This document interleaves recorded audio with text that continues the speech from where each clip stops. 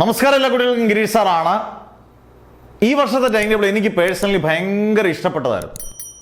പക്ഷെ ഒരു കാരണം കൊണ്ട് പോയി. നല്ല ഗംഭീര ടൈം ടേബിൾ. എനിക്ക് ഇത്ര 10-20 കൊല്ലത്തിന് ശേഷം ഹയർ സെക്കൻഡറി തുടങ്ങിയ ശേഷം ഏറ്റവും നല്ല +1 +2 ടൈം ടേബിളാണ്.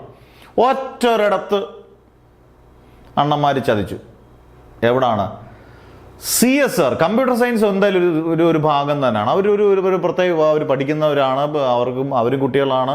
അവർക്കും പരീക്ഷ ഇപ്പോൾ 1-ാം തീയതി ഫിസിക്സ് കഴിഞ്ഞതിന് ശേഷം ശരി 5-ാം തീയതി കമ്പ്യൂട്ടർ സയൻസ്, അതിനും തെറ്റില്ല, അത് ഓക്കെ. പക്ഷേ അവർക്ക് 8ൻ്റെ പണി കെടുത്തേക്കുന്നത് 7-ാം തീയതി മാത്സിൻ്റെ പരീക്ഷയാണ്.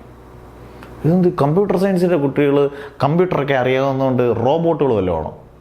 വളരെ കഷ്ടം പിടിച്ചൊരു പരിപാടിയാണ്. ബയോളജി സയൻസ് നമുക്ക് എല്ലാ കുഞ്ഞുങ്ങളും ഒരുപോലെ ഉള്ളൂ. ബയോളജി സയൻസുകാർക്ക് 6 ദിവസം പഠിക്കാനും കമ്പ്യൂട്ടർ സയൻസുകാർക്ക് 1 ദിവസം പഠിക്കാനും.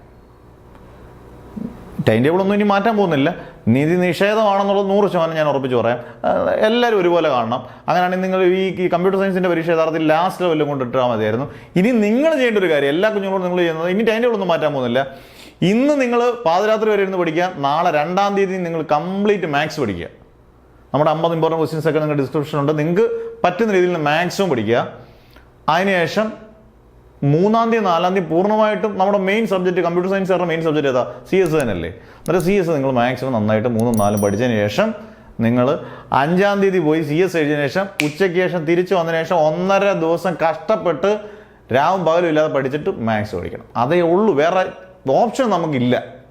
കാരണം നിങ്ങൾ തളരത്തില്ല എന്നൊക്കെ നമ്മൾ തകർത്ത് നമ്മളതിലേക്ക് ഏത് സാഹചര്യം നമ്മൾ മാക്സിമം അത് നമ്മൾ എന്താണ് എല്ലാ രീതിയിലും പിടിച്ചു നിൽക്കാനുള്ള സംഭവങ്ങളെല്ലാം ഉണ്ട്.